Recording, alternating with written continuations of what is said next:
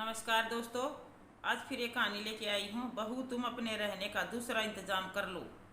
आशा करती हूँ आप सबको मेरी कहानी बहुत पसंद आएगी। रजनी जी सुबह उठकर मंदिर जाने के लिए तैयार हो गई। ये उनका रोज का नियम रहता है। उन्होंने दरवाज़ा खोला ही था कि बहू अलका के चिल्लाने की आवाज़ आई। देखो, तुम्हारी माँ तो सुबह नहाकर मंदिर निकल जाती है और दिन भर घर में मैं ही खटकती रहती हूँ। सारा दिन सारा घर मुझे ही देखना होता है। झाड़ू पोछे से बर्तन कपड़े खाने का काम भी करो। मैं तो इस घर से कभी निकल नहीं पाती। अरे, इनका मन नहीं लगता तो कहीं निकल जाए, मुझे तो इनकी ज़रूरत भी नहीं है। तभी मुन्ने की रोने की आवाज़ आई। अलका अंदर भागी। तब तक रजनी जी मंदिर के लिए निकल चुकी थी। रजनी ने सब सुन लिया था। फिर ये पहली बार तो नहीं हो रहा था। अलका के चिल्लाने का रोज यही समय होता था, क्योंकि उस वक्त उनका बेटा शरद भी घर पर ही होता था। अलका ने घर का माहौल ऐसा बना रखा था कि उसमें शांति से रह नहीं सकते थे। रजनी जी भी थोड़ी शांति ढूंढने के लिए मंदिर ही चली जाया करती थी, क्योंकि और कहीं भी उन्हें जाने की जगह नहीं थी। एक ही बेटा शरद है तो उसी के साथ रहना था। शरद भी अपनी पत्नी की हाँ में हाँ मिलाता रहता और अपनी माँ रजनी की एक बात भी नहीं मानता था। दोनों बहू बेटे उनके साथ अच्छा व्यवहार नहीं करते थे। बहू के व्यवहार का इतना दुख नहीं होता, पर अपने ही उन बेटे के व्यवहार से रजनी का रजनी मन ही मन दुखी रहती थी। कहती वो दोनों से कुछ नहीं था, क्योंकि इतनी उम्र में दोनों से बहस करने में उनकी शक्ति नहीं थी। मंदिर पहुंचकर वो काफ़ी देर ईश्वर के हाथ जोड़ती रही। शक्ति दे, हे ईश्वर, शक्ति दे। एक माँ को यह सब सहने की शक्ति दे। मंदिर की सीढ़ियों में बैठकर वो थोड़ी देर वहाँ से छोटे बच्चे को देखती निहारती रहती थी, जो स्कूल जा रहे होते थे। मंदिर के पास ही सटा हुआ एक छोटा सा स्कूल है। काश बचपन कभी बड़ा नहीं होता। वो आहें भरती और उनकी आंखें भर आती थी। उन्हें भी पढ़ने का बहुत शौक था। तरह तरह की किताबें पढ़ा करती थी। उनके मायके वालों ने उन्हें 9वीं तक ही पढ़ाया था और बाद में आगे की पढ़ाई के लिए शहर नहीं जाने दिया। 10वीं तक आते आते उनकी शादी करा दी। उस जमाने में छोटी उम्र में शादी कर देते थे। शरद के पिता यूं तो अच्छे थे, पर उन्हें शराब पीने की बहुत बुरी लत थी और ज़्यादा शराब पीने की वजह से उनका लीवर खराब हो गया और वे जल्दी ही दुनिया से चले गए। उनके जाने के बाद उनकी राशन की दुकान पर रजनी जी बैठने लगी। वो दुकान भी संभालती और घर भी संभालती। दोहरी जिम्मेदारी उठाकर भी वह बहुत खुश रहती थी। अपने बेटे का पालन पोषण कर रही थी। शरद भी पढ़ाई औसत दर्जे का ही था। वो ज़्यादा पढ़ना नहीं चाहता था। उन्होंने स्नातक की पढ़ाई की और दुकान संभालने लगा। अब तो दुकान और भी अच्छे से चलने लगी। धीरे धीरे शरद ने दुकान पर 2 नौकर रख लिए और रजनी भी अब पूरी तरह से घर संभालने लगी। शरद की शादी की उम्र हो चली थी। अलका शरद को देखते ही पसंद आ गई और दोनों की शादी हो गई।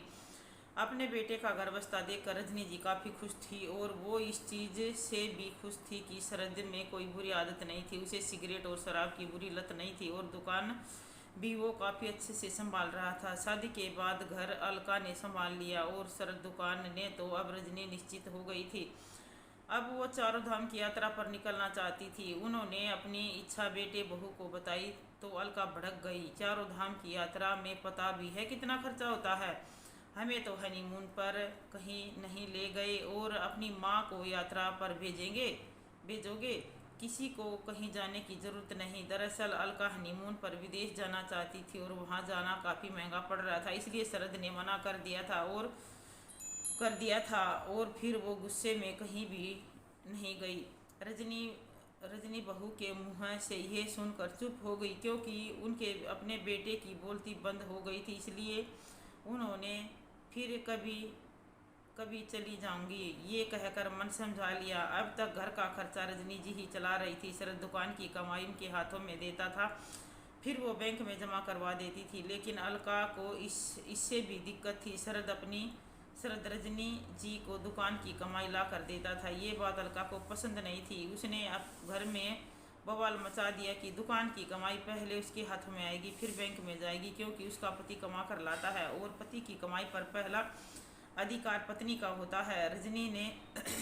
रजनी जी ने ज़्यादा विरोध नहीं किया, क्योंकि घर बहू चलाए या वो चलाए एक ही बात है। अब एक ही बेटा बहू है और उन्हें इनके ही साथ रहना है। कुल मिलाकर घर में शांति और सुख बना रहे। रजनी जी खुशी खुशी दुकान बेटे को संभाल दी और घर बहू को संभाल दिया। आखिर मुझे अब करना भी क्या है? 2 रोटी खानी है और जीवन जीना है, मगर ये 2 रोटी भी उन्हें शांति से नसीब नहीं होती थी। ऐसा लगता था कि उनका घर में रहना ही बहू को खटकता है। अलका बात बात पर उनका अपमान करती रहती और शरद भी चुप्पी साधे रहता। अलका अब 2 बच्चों की माँ बन चुकी थी। जैसे तैसे रजनी ने उनके साथ में रह रही थी। एक दिन वो बाथरूम में फिसल गई और उनके पैरों में चोट लग गई। उनसे ढंग से चला नहीं जा रहा था। 2-4 दिन वो मंदिर नहीं गई तो अलका बड़बड़ाती रहती थी। अपनी मनहूस सूरत लिए घर में ही बैठी रहती हैं, इससे अच्छा तो यही था रोज़ मंदिर चली जाती थी। मैं भी चैन की सांस ले लेती थी, बच्चों को भी अच्छा खाना दे देती थी, पर इसकी नज़रें तो खाने पर ही गड़ी रहती हैं। सुनो, इसका कोई दूसरा इंतज़ाम कर लो। अलका ने फैसला सुना दिया। दूसरा इंतज़ाम? ये शब्द रजनी जी ने सुने तो सुन पड़ गई। ये लोग मुझे कहाँ भेज रहे हैं? मैं अपने घर को छोड़कर कभी नहीं जाऊंगी। तभी शरद की आवाज़ आती है, हम मम्मी को इस उम्र में कहाँ भेजेंगे? मुझे नहीं पता, कहीं भी भेजो, पर मैं इस बुढ़िया के साथ नहीं रहना चाहती हूँ। मैं अब और बर्दाश्त नहीं कर सकती हूँ। 2 दिन ऐसे ही निकल गए। एक दिन रजनी ने बेटे बहू को बात करते हुए सुना। वो उसे वृद्धाश्रम भेजने की तैयारी करने में लगे थे। बहू को बड़ी जल्दी थी कि वो अपनी सास को छुटकारा पाए। रजनी जी के पैरों से ज़मीन खिसक गई।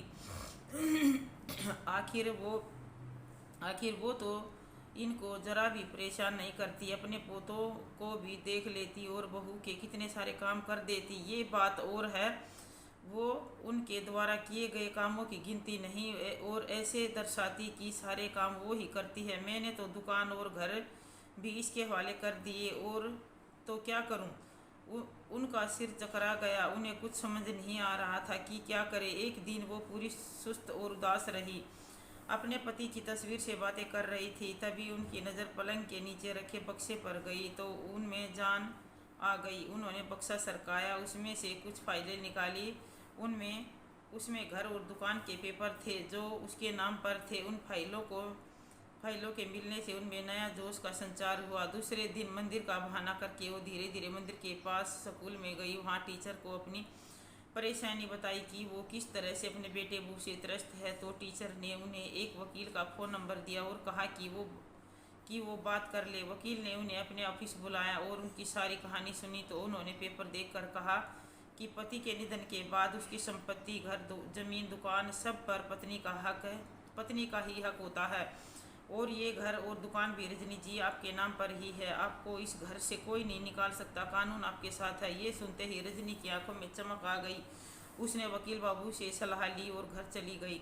अगली सुबह जब वो सोकर उठी तो देखा बहू बच्चों को स्कूल छोड़ कर आ गए थे। तब अलका बोलती है कि मम्मी जी, अब आपका और हमारा साथ रहना मुश्किल है। मैं अपने परिवार और बच्चों और पति की देखभाल करूं या आपकी देखभाल करूं? अब बच्चे बड़े हो रहे हैं और उन्हें भी अपना कमरा चाहिए। घर में जगह नहीं है तो शरद और मैंने आपके लिए कहीं और रहने का इंतज़ाम कर दिया है। आप चिंता मत करिएगा, हम लोग आपसे मिलने आते रहेंगे और बड़ी अच्छी जगह है।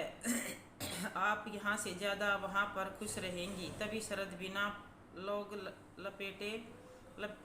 लाग लपेटे के बोलता है, मम्मी आपका सामान पैक कर लो। हम दोनों बच्चों के आने से पहले आपको वृद्धाश्रम छोड़ आते हैं। वहाँ आप भी आराम से रहना और इधर हम भी आराम से रहेंगे। बच्चे कुछ पूछेंगे तो कह देंगे कि दादी गाँव रहने चली गई है। थोड़ा बड़े होंगे तो आपको भूल जाएंगे। रजनी जी सामान्य होकर बोलती है, हाँ अलका, अब हम लोग साथ में नहीं रह सकते हैं। तुम्हें ही नहीं मुझे भी परेशानी होती है। सच में ये घर भी छोटा पड़ता है, पर मैंने एक उपाय सोचा है ताकि हम सब खुश रह सकें। ये कागजात पढ़ लो। इस घर और दुकान की मालकिन मैं हूँ। बहू, तुम दोनों अब यहाँ नहीं रह सकते, कहीं जाकर किराए पर बड़ा सा घर ले लो ताकि बच्चों को भी परेशानी नहीं होगी। और हाँ, बच्चों के लिए अलग से बड़ा कमरा लेना।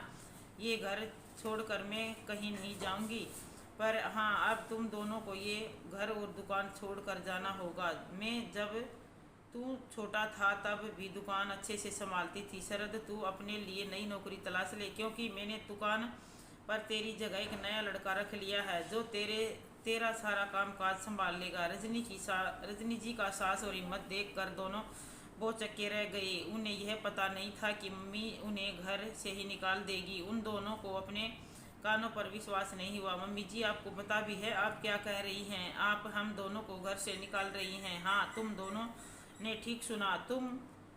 अब जब तुम दोनों इतनी गिरी हुई हरकत कर सकते हो, अपनी माँ को वृद्धाश्रम भेज सकते हो, तो मैं तुमको घर से निकाल सकती हूँ। मम्मी, आप ये कैसे कर सकती हैं? अपने ही बेटे बहू को घर से निकाल रही हैं। क्या लोग क्या कहेंगे? सभी रिश्तेदार आपकी बातें बनाएंगे। हम आपके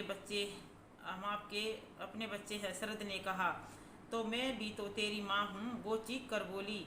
तू मुझे कैसे घर से निकाल सकता है? तुझे जरा भी शर्म नहीं आई? तूने हर बात पर अपनी पत्नी का साथ दिया। मैं ये सोचकर चुप रही कि कोई बात नहीं है, अलका घर की बहू है और वो सदा खुश रहनी चाहिए। घर की लक्ष्मी खुश रहती है तो घर में बरकत रहती है। पर मैं इस बात पर चुप नहीं रहूंगी कि तुम अपनी पत्नी के साथ मिलकर मुझे मेरे ही घर से निकाल दो। इस घर पर तेरा और तेरी पत्नी का कोई हक नहीं है। ये मेरे पति का है और कानून के हिसाब से मैं इसकी वारिस हूँ। फिर वो अलका से कहती है, बहू, तुम अपने रहने का कोई दूसरा इंतजाम कर लो।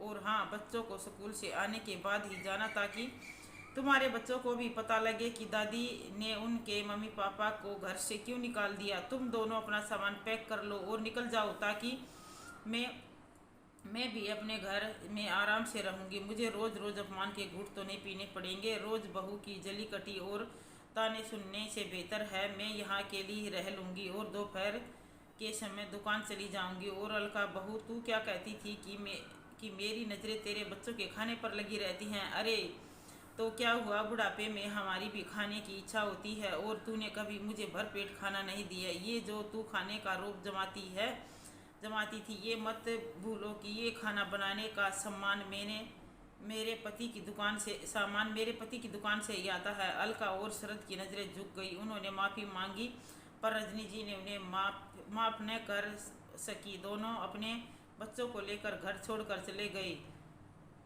जो बेटे बहू अपनी माँ को वृद्धाश्रम भेजने की सोचते हैं या भेज देते हैं, तो वो भी कभी सुखी नहीं रहते। ईश्वर का न्याय इसी जन्म में हो जाता है। तो दोस्तों, आपको ये कहानी कैसी लगी? एक बार कमेंट करके ज़रूर बताना।